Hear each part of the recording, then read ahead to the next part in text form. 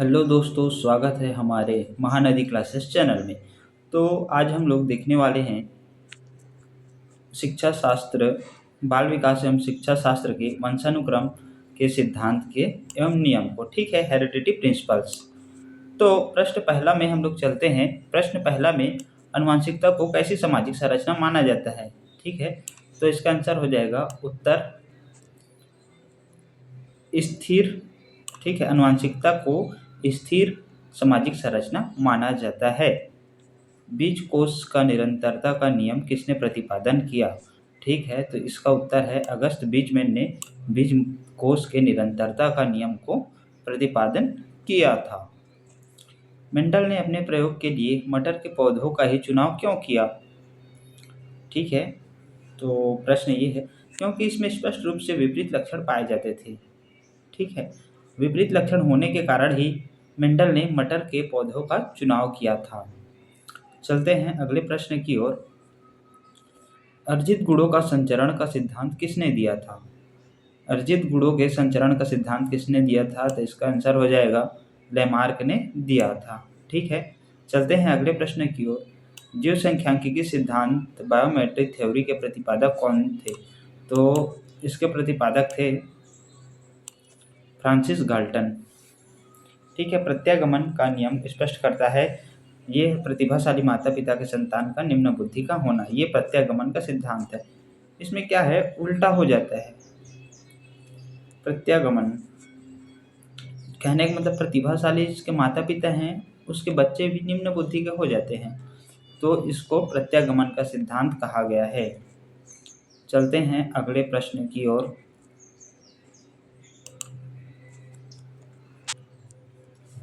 तो इसमें प्रश्न दिया गया है गाल्टन के अनुसार बच्चे को अपने माता पिता से कितने गुण प्राप्त होते हैं।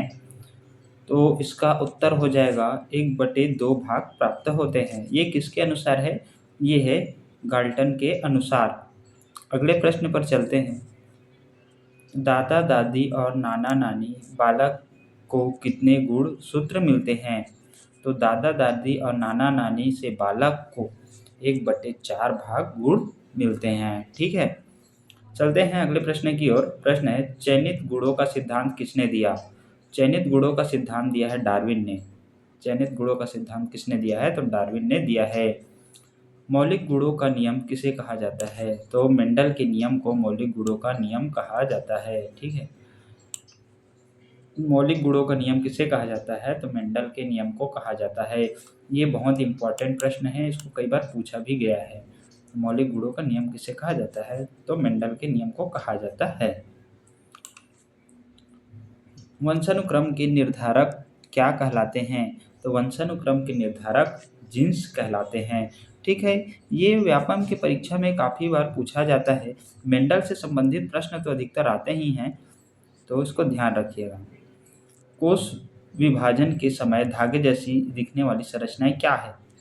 जो कोष विभाजन के समय धागे जैसी जो संरचना दिखती है वो गुणसूत्र कहलाता है। ठीक है, चलते हैं अगले प्रश्न की ओर। अगला प्रश्न है मौलिक गुणों का नियम किसे कहा जाता है। ठीक है, मौलिक गुणों का नियम मेंडल के नियम को कहा जाता है। इसको हमने पहले ही पढ़ा है। वंशानुक्रम के निर्धारक डिटरमाइनेंट्स को क्या कहा जाता है। वंशानुक्रम के निर्धारक को ही जीन्स कहा जाता है, इसको हमने जाना है। ठीक है, अगले प्रश्न चलते हैं। प्रश्न कोष विभाजन के समय धागे जैसे दिखने वाली संरचनाएं क्या है, इसको हमने अभी पढ़ा है। तो इसको कहा जाता है क्रोमोसोम्स कहा जाता है। ठीक है, ये क्या है, बहुत ही महत्वपूर्ण प्रकार के प्रश्न है। ठीक है, मेंडल का नियम और वंशानुक्रम के निर्धारक तत्व। कोष विभाजन के समय धागे जैसे दिखने वाली संरचना को गुणसूत्र कहा जाता है। आगे बढ़ते हैं। मानव लिंग में निर्धारण किस जोड़े द्वारा होता है। तो इसमें 23वें जोड़े XY और XX द्वारा होता है। इसमें पुरुषों में XY रहता है, मेल में क्या रहेगा, X और Y दोनों रहता है, और फीमेल में क्या रहता है, इसमें X, उसमें XX रहता है। ठीक है, तो क्रोमोसोम निर्धारण में ये काम आता है। ठीक है, एक निषेचित अंडे जाइगोट में गुणसूत्रों की कुल कितनी संख्या होती है। तो जाइगोट में कुल गुणसूत्रों की संख्या होती है 46, जो 23 जोड़ा होता है।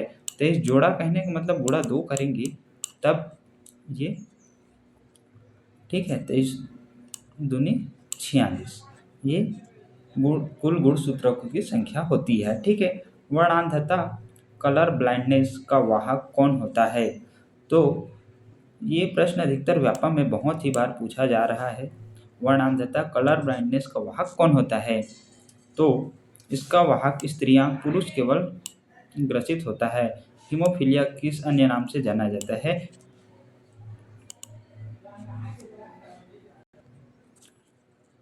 इसको आप लोग कमेंट करके बताएंगे। ठीक है।